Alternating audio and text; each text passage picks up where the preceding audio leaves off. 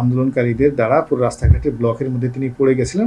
টক শোতে তিনি বলেছেন যে আমার 2 ঘন্টা লাগছে এখানে। তো এখন তিনি একজন পরিচিত মুখ এবং তার একটা ধারণা যে তিনি জামাত শিবিরের বিরুদ্ধে লোক। তো এখানে যদি জামাত শিবিরের লোকজন থাকে, রাজাকার থাকে, তাহলে তাকে তো মেরে ফেলবে। তাই 2 ঘন্টা মৃত্যু মানে ভয়ের মধ্যে থেকে সেই স্টুডিওর মধ্যে যখন ঢোকার পরে যখন ওই মেয়েটা যে প্রশ্নগুলো করেছে, সেই প্রশ্নগুলো তার মনোভূত হয়নি। এজন্য তিনি হয়তো মেজাজ ঠিক রাখতে পারেননি। সমন্বয়ককে ডিবি হেফাজতে নেওয়ার ঘটনাকে কিভাবে দেখেন? এটা কোনো অবস্থাতেই এটা একটা ভুল সিদ্ধান্ত। এটা আওয়ামী লীগ এখন বুঝতে পেরেছে, কিন্তু যেহেতু তারা খেয়ে ফেলেছে, হজম করতে পারছে না। এটা ভুল সিদ্ধান্ত। এই ধরনের কর্মকাণ্ড করাটা ঠিক হয়নি। একজন রাজনৈতিক বিশ্লেষক হিসেবে সামগ্রিক পরিস্থিতি কিভাবে দেখছেন? এখন বাংলাদেশে যে পরিস্থিতি চলছে এই মুহূর্তে, কোনো কিছুই কারোরই নিয়ন্ত্রণে নেই এবং কোনো কিছুরই ধারাবাহিকতা নেই। যারা আন্দোলন করছে তারা যে ধারাবাহিকভাবে আন্দোলন করবে, সেই আন্দোলন করার জন্য যে পরিবেশ দরকার, সেই পরিবেশটা তাদের মধ্যে নেই। এটা হলো তাদের সমস্যা। আবার আন্দোলন যারা প্রতিহত করবে, রাজনৈতিকভাবে আন্দোলন প্রতিহত করবে, তাদেরও কোনো ধারাবাহিকতা নেই। ছাত্রলীগ, আওয়ামী লীগ, যুবলীগ যারা আছে, এবং তারা সিদ্ধান্ত নিতে পারতেছে না যে হোয়াট শুড ডু, যেটাকে ইংরেজিতে বলা হয় কনসিস্টেন্সি, সেটা নেই।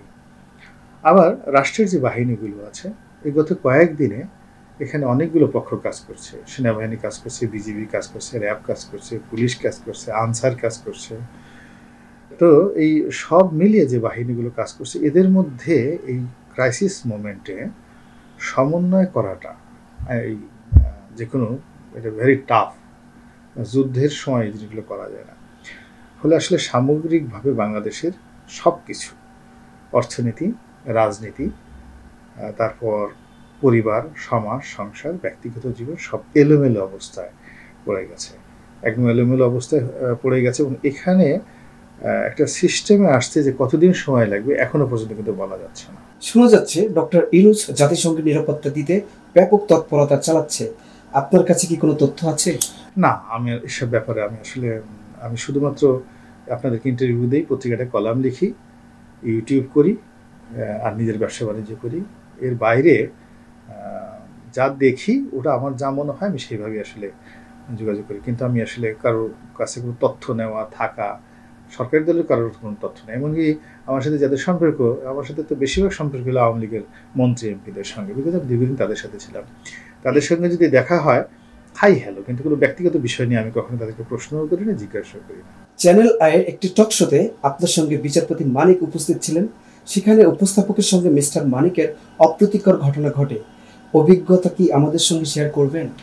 না, এখানে হয় কি, আসলে চ্যানেলগুলো যখন কাউকে গেস্ট হিসেবে ডাকেন, ওখানে তো আমরা যারা সহ গেস্ট থাকি, আমাদের কিছু বলার থাকে না। তো যে ভদ্রমহিলা বলা যাবে না, আমার মেয়ের সে তো 5-6 বছরের ছোট, ইউনিভার্সিটিতে সেকেন্ড ইয়ারে পড়ে। দীপ্তি যে মেয়েটা ছিল, একটু লম্বা চড়া দেখে বড় মনে হয়, কিন্তু আসলে বয়স একেবারেই নবীন। তো এখন ওখানে হয় কি, বিচারপতি মানিক ওই দিন খুব পাজেলড ছিলেন। উনি ওই প্রায় 2 ঘন্টা 2.5 ঘন্টা ঘেরাও হয়েছিলেন এই ইসের মধ্যে দ্বারা, ওই আন্দোলনকারী দ্বারা ঘামিয়ে তিনি অস্থির হয়েছিলেন। এবং তার যেহেতু বয়স প্রায় 80 বছর এবং শরীরে ডায়াবেটিসও আছে, অনেক রোগ বালা আছে, তো ওই দিন তার উপর ভীষণ রকম একটা মেন্টাল প্রেশার যাচ্ছিল। তো আমি ওই জিনিসটা প্রথমে সে যখন ঢুকবে তখন আমি বুঝছিলাম যে এখানে এরকম একটা বিরূপ পরিস্থিতি। ওই দিন তিনি মেয়েটার সাথে যে রাগারাগি করছেন, তো এমনি তিনি রাগারাগি করেন বা অনেক কিছু করেন, একটু তার ক্যারেক্টারিস্টিক্স একটু ব্যতিক্রম, কিন্তু ওই দিন তিনি আসলে পাজেলড ছিলেন। আন্দোলনকারীদের দ্বারা পুরো রাস্তাঘাটে ব্লকের মধ্যে তিনি পড়ে গেছিলেন। টক শোতে তিনি বলেছেন যে আমার 2 ঘন্টা লাগছে এখানে। তো এখন তিনি একজন পরিচিত মুখ এবং তার একটা ধারণা যে তিনি জামাত শিবিরের বিরুদ্ধে লোক। তো এখানে যদি জামাত শিবিরের লোকজন থাকে, রাজাকার থাকে, তাহলে তাকে তো মেরে ফেলবে। তাই 2 ঘন্টা মৃত্যু ভয়ের মধ্যে থেকে সেই স্টুডিওর মধ্যে যখন ঢোকার পরে যখন ওই মেয়েটা যে প্রশ্নগুলো করেছে, সেই প্রশ্নগুলো তার মনোভূত হয়নি। এজন্য তিনি হয়তো মেজাজ ঠিক রাখতে পারেননি। কিন্তু অনুষ্ঠান শেষে আবার স্বাভাবিকভাবে, তো এরপর তো আর একটা অনুষ্ঠান করছে সময়ের সাথে, সেক্ষেত্রে সে স্বাভাবিক ছিল।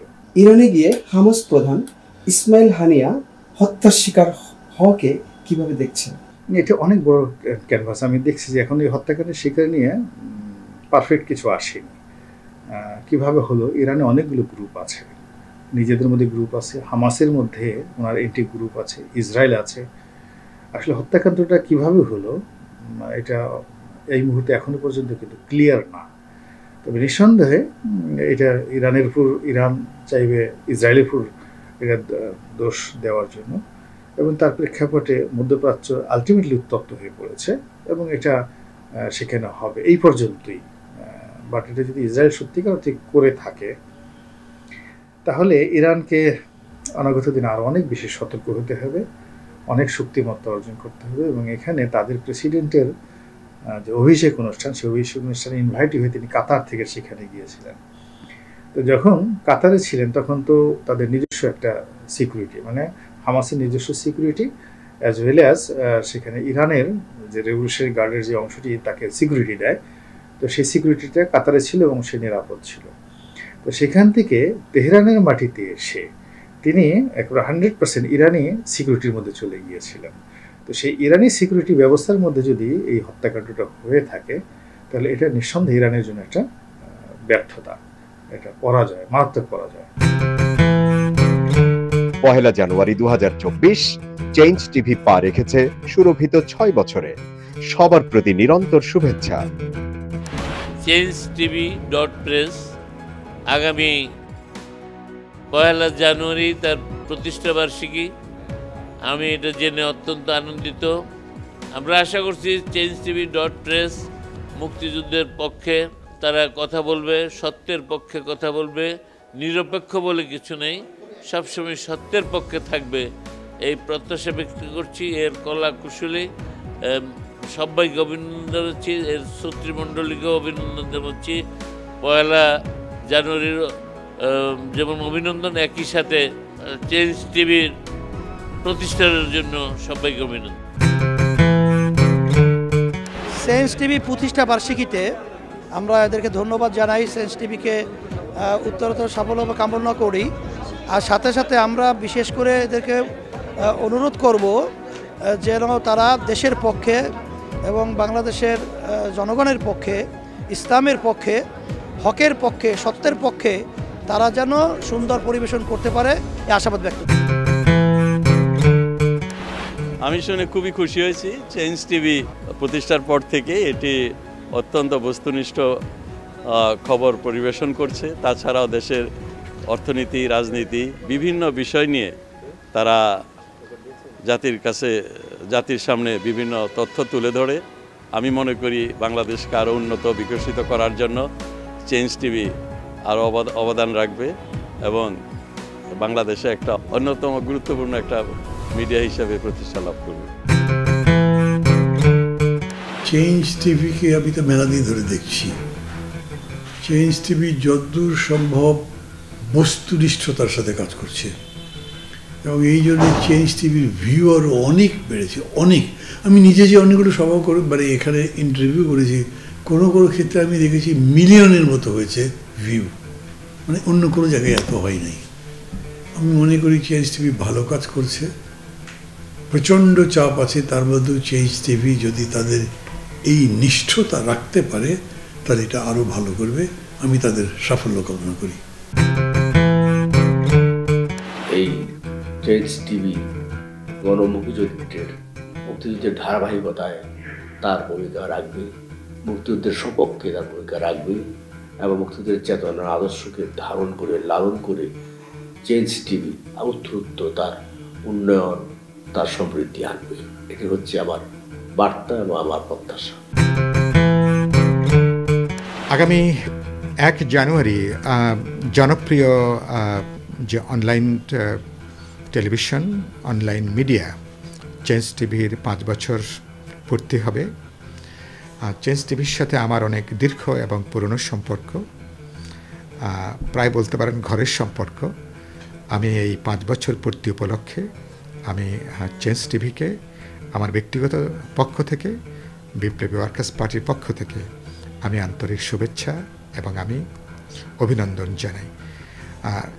আমাদের এখানে গণমাধ্যমকে বলা হয় 4th স্টেট। একসময় ধরুন বিচার ব্যবস্থার প্রতি মানুষের একটা শেষ ভরসার জায়গা ছিল। সেই বিচার ব্যবস্থা যখন এখন বিরোধী দলের দমনের একটা প্রতিষ্ঠানে পর্যবসিত হয়েছে, এখন জনগণের পক্ষে বিরোধী দলের জন্য, জনগণের শোষিত নিপীড়িত অংশের জন্য গণমাধ্যমই হচ্ছে এখনো পর্যন্ত শেষ ভরসা। আমাদের এখানে ঐতিহাসিকভাবে গণমাধ্যম বরাবরই জনগণের গণতান্ত্রিক আকাঙ্ক্ষার পক্ষে ছিল।